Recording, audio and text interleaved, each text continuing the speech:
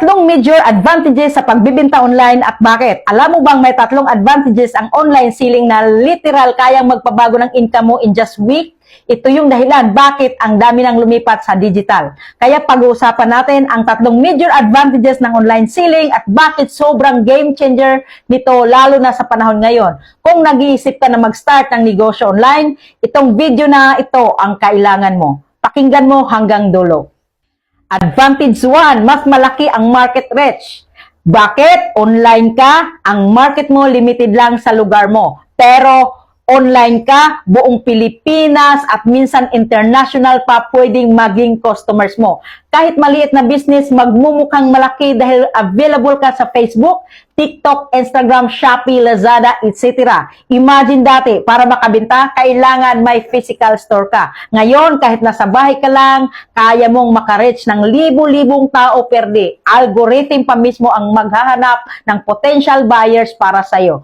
Free marketing. At dahil mas maraming taong nakaka-view, mas malaki ang chance ng taas ng sales at repeat buyers. Real talk, kung gusto mong palaki ng palaki ang income mo, hindi pwedeng maliit ang audience. Online gives you unlimited exposure.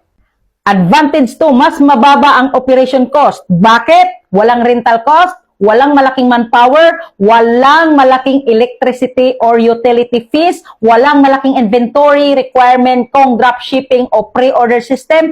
Offline business, rent ka muna 20 to 60 monthly. Online business, free ang Facebook page, free ang TikTok shop, free ang marketplace. Ang tanging investment mo, phone, data o wifi, basic packaging at product mismo. Mas malaki ang natitira sa profits kaysa gastos.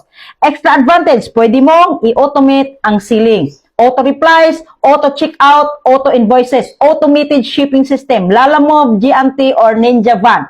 Mas kaunti ang manual work, mas mabilis ang benta. Real talk.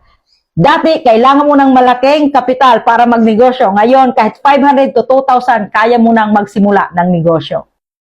Advantage 3, 24/7 ang negosyo mo kahit tulog ka. Bakit? Ang online store never closes. Kahit gabi, may nag-order. Kahit nasa trabaho ka, may pumapasok na sales. Kahit nagbabakasyon ka, may nag-i-inquire. Kapag physical store, bukas ka lang 8 to 12 hours. Pero online, 24 hours ang exposure mo sa newsfeed at search. Hindi mo kailangan bantayan bawat minuto. The system works for you, not the other way around. The additional benefit, kapag nag-upload ka ng content, demo, review, tutorial, testimonial, nagtatrabaho ang content para sa'yo. Bringing in trust, engagement, and buyers kahit wala ka online. Real talk, ito yung tinatawag na semi-passive income. Hindi ka 24 hours nagtatrabaho, pero yung online presence mo, 24 hours nagbebenta.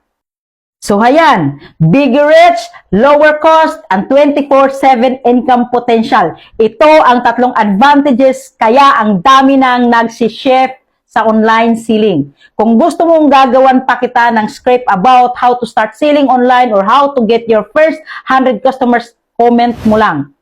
Natulungan ba kita? Like, follow, and share.